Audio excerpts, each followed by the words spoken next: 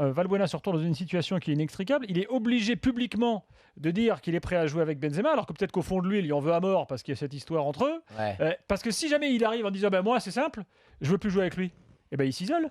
Du coup, qu'est-ce qui se passe pour Didier Deschamps?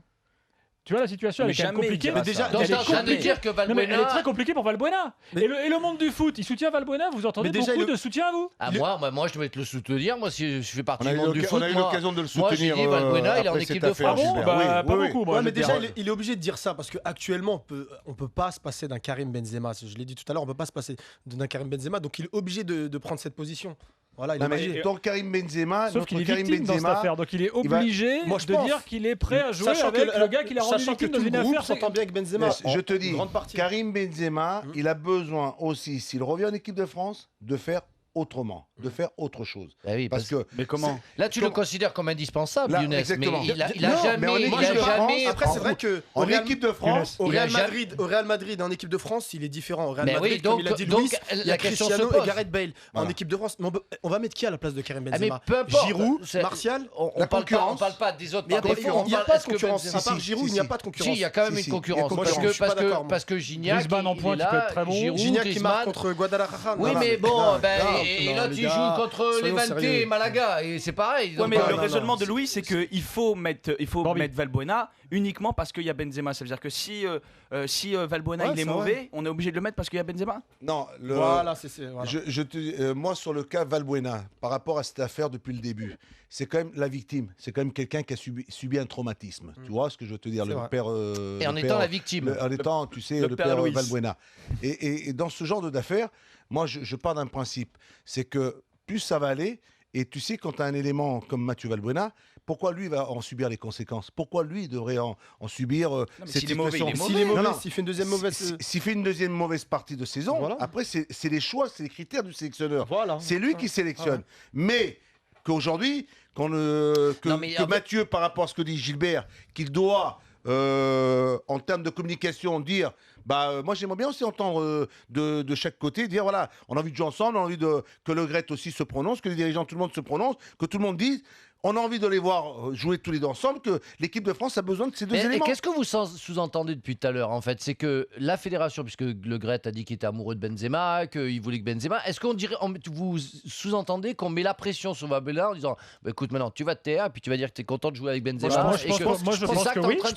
Je pense que oui. On lui a demandé de faire passer le message. Jean-Michel Aulas, le président de la Fédé peut-être. Parce que je te pose une autre question. Comment réagirait le grand public si à l'Euro, il y avait, après toute cette affaire, Benzema et pas Valbuena? Ah, mais Benzema, il morflerait, mais grave. Non, mais au niveau du public, surtout s'il y a des mauvais résultats. Parce que l'argument de l'un joue avec Gareth Bale, l'autre joue avec à Lyon, Lacazette, tout ça. Excusez-moi, mais Ben Arfa, il joue avec Germain, il fait une saison exceptionnelle, donc ça veut rien dire. Oui, non, mais bien sûr. Si t'es bon, t'es exceptionnel, tu fais une bonne saison. Le seul truc, c'est que pour l'instant, tu parlais de personnes indispensables. Personne est indispensable en équipe de France, surtout qu'ils n'ont rien gagné. Quand tu dis que Zidane, il était indispensable, oui, il était indispensable. Il avait fait que Vieira, Petit, que d'autres était indispensable. Le nom, je me suis pas cité, mais non, surtout pas. Mais Barthez, Lizarazu, voilà, tous ces gens-là on le sentait qu'ils étaient indispensables, ils avaient tout gagné. Donc là, oui, tu as un critère de comparaison. Benzema, il a fait une Coupe du Monde, il a fait 2 très bons matchs au début, puis après c'était pas terrible. Pas fou, donc il y a toujours un risque pour Didier Deschamps de choisir un joueur à l'heure actuelle et savoir comment il va se passer. Benzema, il est très fort en club. Pour qu'il y ait une certaine cohésion, une certaine force, pour que le groupe soit dans les meilleures dispositions mentales, psychologiques, pour que le groupe soit fort. N'oublie pas que Cantona et Ginola en 98, ils y sont pas. Alors qu'ils sont extraordinaires avec leur club. C'est-à-dire que le sélectionneur va faire des choix.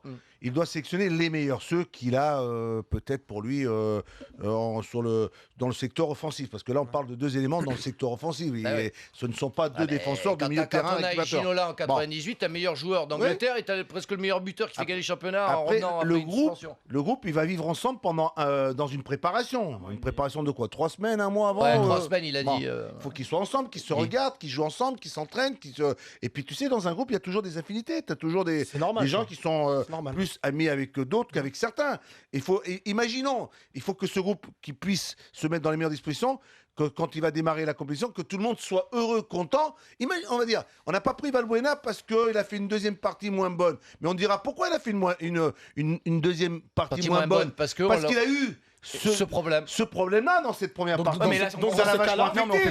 Alors que l'autre, il jouait dans un club où il était quand même mieux entouré, mieux servi, mieux accompagné. Parce que si tu me mets Mathieu Valbuena, tu me le mets au Real de Madrid. Mais c'est pas une association, l'équipe de France. Il est entouré, il n'a pas des pieds carrés à côté de lui. Mais non, mais Louis. Non, mais vous excitez pas, les gars. C'est pas une association, l'équipe de France. On n'est pas là pour faire du social avec Valbuena. Non, mais t'es obligé de bien t'entendre pour que ça marche.